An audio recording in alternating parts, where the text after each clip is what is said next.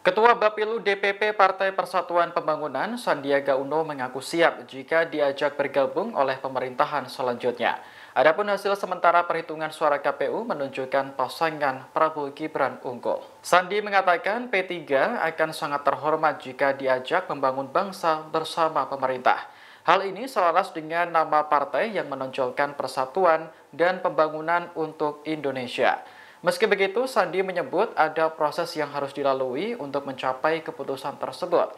Apalagi saat ini P3 mendukung paslon Ganjar Mahfud dalam Pilpres 2024. Sandi juga mengatakan sejauh ini belum ada pembahasan terkait peluang P3 bergabung dengan pemerintah baru. Ia mengaku masih fokus bekerja sebagai Menteri Pariwisata dan Ekonomi Kreatif. Sebelumnya, tim kampanye nasional Prabowo Gibran mengaku terbuka jika ada partai politik dari kubu lawan yang ingin bergabung. Bahkan TKN sudah menjalin komunikasi dengan kubu Ganjar dan Anies pasca pemilu.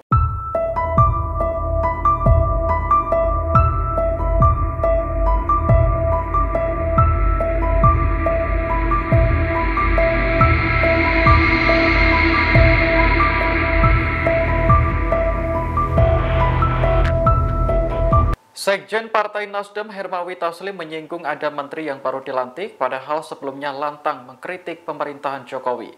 Menteri tersebut diduga adalah Agus Harimurti Yudhoyono yang menjabat sebagai Ketua Umum Partai Demokrat. Hal itu disampaikan Hermawi dalam acara Gaspol Kompas.com yang tayang pada Senin 26 Februari 2024. Ia menyebut banyak pengkritik yang ribut saat belum masuk ke dalam pemerintahan. Namun pada akhirnya mereka bergabung di Kabinet Jokowi satu persatu. Hermawi mengatakan Nasdem sebagai partai koalisi pemerintahan sebenarnya tidak mempermasalahkan hal tersebut. Sebab menurutnya bergabungnya partai pengkritik untuk tujuan bersama demi bangsa dan negara.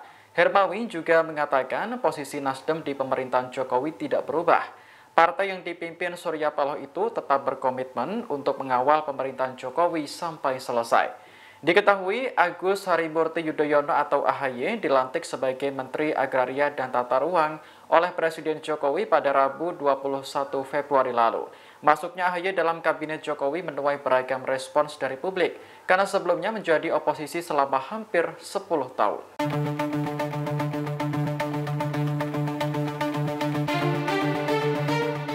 Program makan siang gratis yang diusung Prabowo Gibran mulai dibahas dalam rancangan APBN tahun 2025.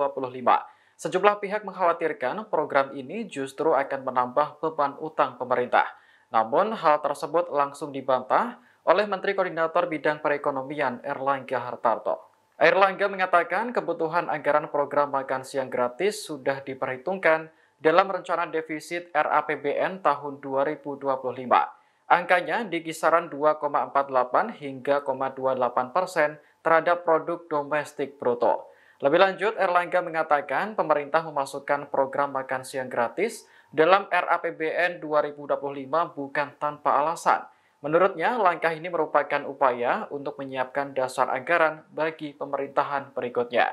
Meski begitu, Erlangga belum bisa merinci besaran anggaran yang akan disiapkan untuk program makan siang gratis tahun depan.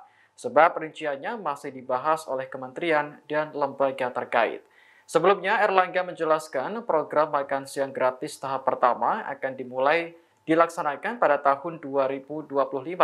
Pada tahap ini sasarannya adalah ibu hamil, balita, dan anak-anak di wilayah tertentu.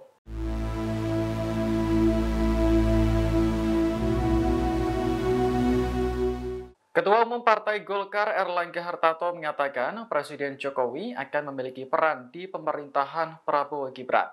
Meski begitu, ia enggan menjelaskan peran apa yang dimaksud. Hal itu disampaikan Erlangga di Kompleks Istana Kepresidenan pada Selasa 27 Februari. Ia mengimbau semua pihak untuk bersabar menanti keputusan KPU soal hasil pemilu. Saat ditanya lebih lanjut soal dugaan Jokowi terlalu cawe-cawe dalam pemerintahan berikutnya, Erlangga tidak memberikan jawaban. Sebelumnya, bocoran susunan kabinet pemerintahan Prabowo Gibran beredar luas di media sosial. Sejumlah nama seperti Yusril Iza Mahendra hingga Grace Natali masuk dalam jajaran menteri. Sementara Jokowi dan Susilo Bambang Yudhoyono menjadi Dewan Pertimbangan Presiden.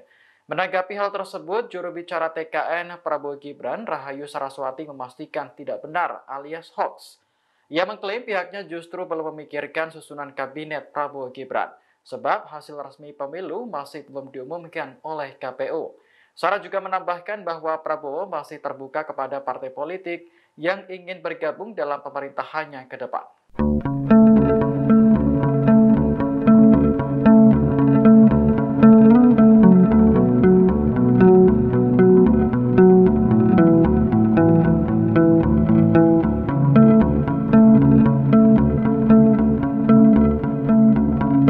Menteri Kesehatan Budi Gunadi Sadikin mengomentari program makan siang gratis yang diusung Prabowo Gibran. Rencananya, program yang masuk dalam APBN 2025 itu akan dipatok Rp15.000 per anak dengan target 82,9 juta penerima. Saat ditemui di Kompleks Istana Kepresidenan pada Selasa 27 Februari, Budi merespon soal biaya makan yang dipatok Rp15.000 per penerima. Ia tak menyatakan apakah anggaran tersebut sudah cukup untuk sebuah porsi makanan yang layak. Budi justru berkelakar apakah anggaran tersebut bisa membuat penerima kenyang atau tidak. Ia menegaskan pemerintah belum membahas porsi asupan dan pemenuhan gizi seimbang dalam program makan siang gratis. Dalam rapat Kabinet Paripurna Senin kemarin, pembahasan masih bersifat umum, yakni rencana anggaran program unggulan Presiden terpilih. Budi menuturkan nantinya pemenuhan gizi dalam program makan siang gratis akan disesuaikan dengan penerimanya baik balita maupun ibu hamil. Menurutnya, makan siang gratis adalah tradisi yang sudah ada di masyarakat, termasuk di berbagai sekolah maupun pesantren.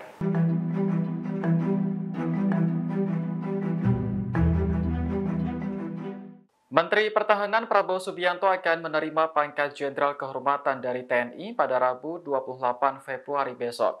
Penyematan pangkat itu akan dilakukan oleh Presiden Jokowi di Mabes TNI Cilangkap, Jakarta Timur. Kepala Pusat Penerangan TNI Maijen R. Nugraha Gumilar membenarkan informasi tersebut. Ia mengatakan acara penyematan pangkat untuk Prabowo berlangsung dalam rapat pimpinan TNI Polri. Nantinya Presiden Jokowi akan hadir secara langsung untuk menyematkan pangkat kehormatan kepada Prabowo. Diketahui pangkat terakhir Prabowo adalah Letnan Jenderal Purnawirawan atau Bintang 3. Dengan demikian, mantan Komandan Jenderal Kopassus dan Panglima Kostrad itu akan menyandang Bintang 4. Selama berkarir di militer, Prabowo juga pernah menerima sejumlah tanda jasa, di antaranya Bintang Kartika Eka Paksinaraya, Satya Lencana Raksaka Dharma, kemudian Satya Lencana Wiryakarya hingga Bintang Yuda Dharma Naraya.